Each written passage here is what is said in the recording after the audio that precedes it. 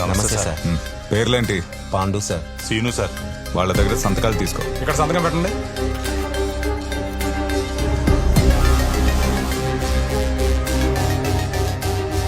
హత్య చేసినప్పుడు హంతకుడు వేసుకున్న షర్ట్.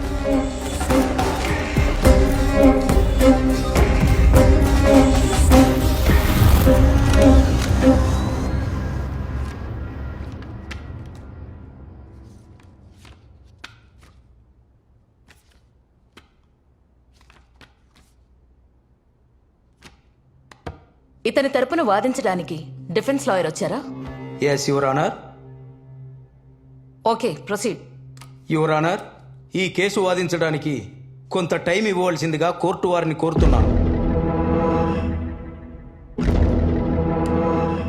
బండి సూర్యప్రకాష్ కి 14 రోజులు కోర్టు రిమాండ్ విధిస్తోంది. మేడం, నన్ను 3 రోజులు సెల్లో పెట్టి బాగా కొట్టారు మేడం. ఆ షర్ట్కి ఆ కత్తికి నాకు ఏ సంబంధం లేదు మేడం.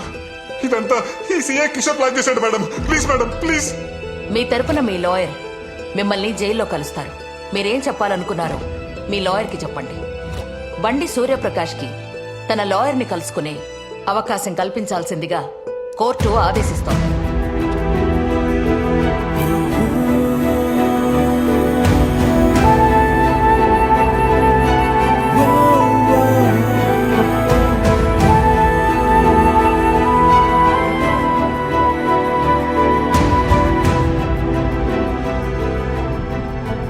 కోర్టు నాకు ఇచ్చిన లీగల్ ఎయిడ్ సర్వీస్ కూడా మేనేజ్ చేసి 14 days రిమాండ్ పడేలా చేశారు.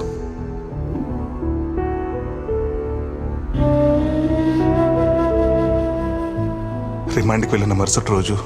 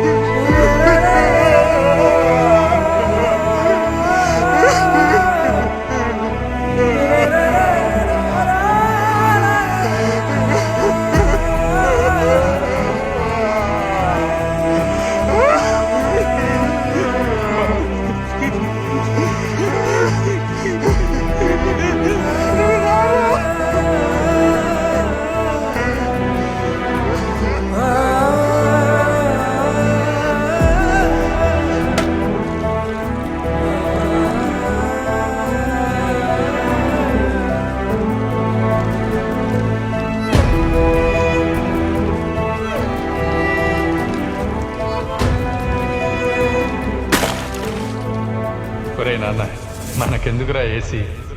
ఊరుకోండి నాన్న, ఈసారి అండ్లెక్కవంట. ఆ వేడి మీరు తట్టుకోలేరు.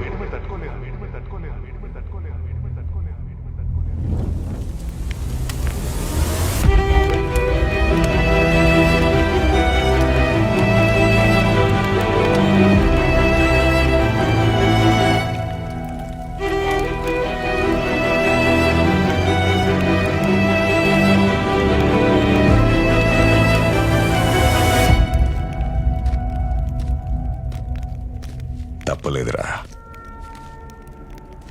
కాన్బర్ట్ సిచ్యువేషన్లో ఈ కేసులో నేనే నిన్ను ఇరికించాను.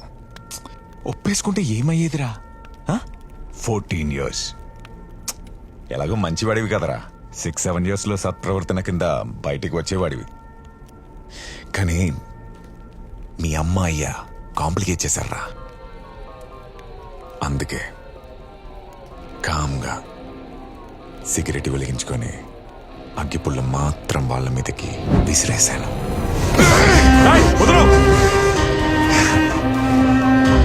అప్పుడు బ్రతికేస్తారేమో అని చిన్న డౌట్ వచ్చిందిరా. మళ్ళీ ఇంకో సిగరెట్, ఇంకో అగ్గిపుల్ల.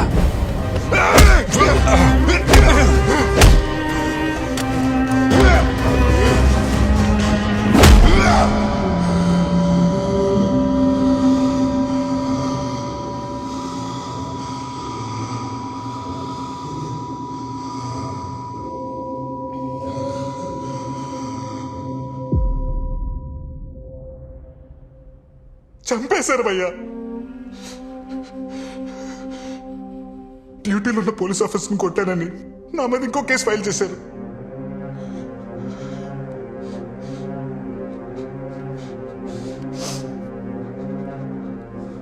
మరి ఈ విషయం కోర్టుకు చెప్పాల్సింది కదా భయ్యా. వాడే చంపాడని ప్రూవ్ చేయాలంటే నేను కోర్టుకు వెళ్ళాలి. అదే వాడినే చంపాలంటే ఈ జైలు దాటితే చాలనిపించింది.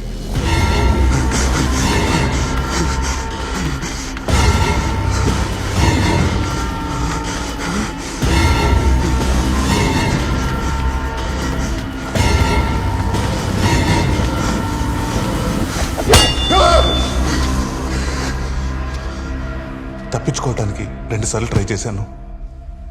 దానికి ఇంకొక సెక్షన్, ఇంకో 2 కేసులు. నాకు అప్పించిన పరమేశ్వర బాబాయ్ ఏమో ఆ 10 లక్షలకు నాకు ఏ సంబంధం లేదు. నేనెవరో కూడా తెలియని వాడేమో. ఇతను రాజగోపాల్ గారిని చంపటం నేను కళ్ళారా చూశానమ్మా. అప్పటి నుంచి న్యాయం కోసం కోర్టుకు వెళ్తున్నాను, వాయిదాల కోసం కోర్టుకు వెళ్తున్నానో కూడా నాకు తెలియదు. కోర్టు మెట్లు, జైలు గోడలు చూస్తూ సంవత్సరం గడిచిపోయింది.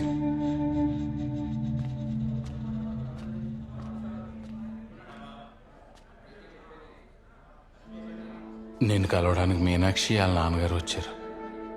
రండి అంకుల్.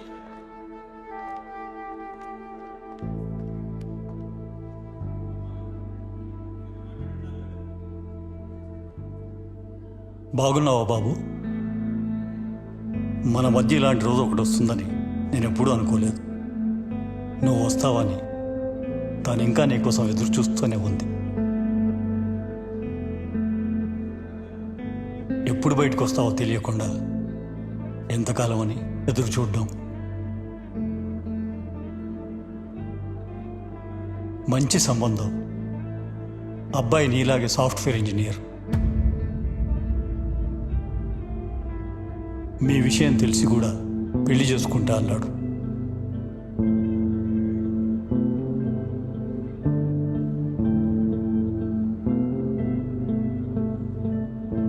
నిజమే మీనాక్షి, నేను ఎప్పుడు వస్తానో తెలియదు. అసలు వస్తానా రానా కూడా తెలియదు. వచ్చిన జాబ్ నుంచి ఇంటికి రావడానికి, జైలు నుంచి ఇంటికి రావడానికి చాలా తేడా ఉంది. నన్ను ప్రేమించినందుకు నీకు శిక్ష పడకూడదు. Advance happy married life Meenakshi.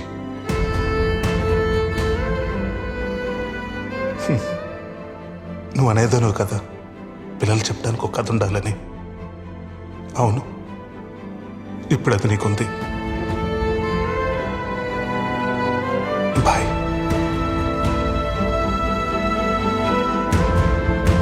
ఉంటాం బాబు.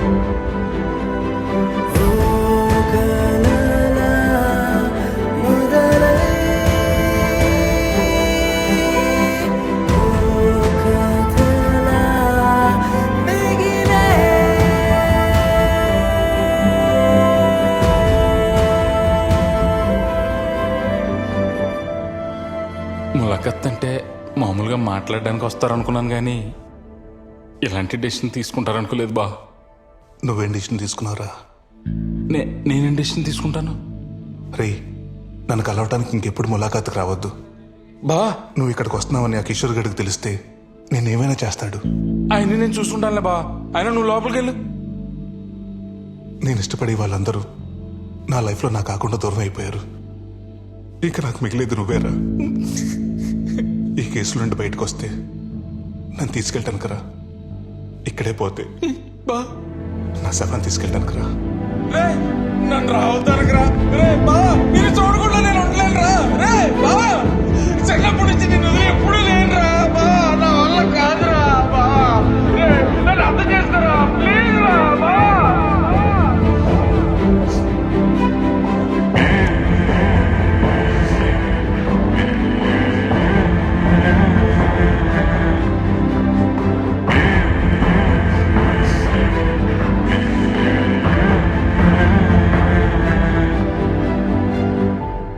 చెల్లి సంతోష్ మిమ్మల్ని కలవనికి రాలేదా? నేను కోర్టుకు వెళ్ళిన ప్రతిసారి నన్ను చూడటానికి వస్తున్నానని తెలుసు.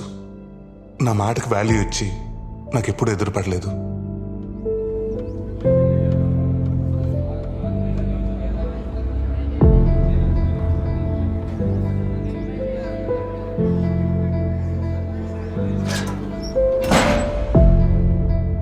ఆ తర్వాత మీడియా నా గురించి రాయటం మానేసి, జనాలు నా గురించి మాట్లాడుకోవడం మానేసి, న్యాయం నన్ను పలకరించడం మానేసి 5 ఏళ్ళైంది.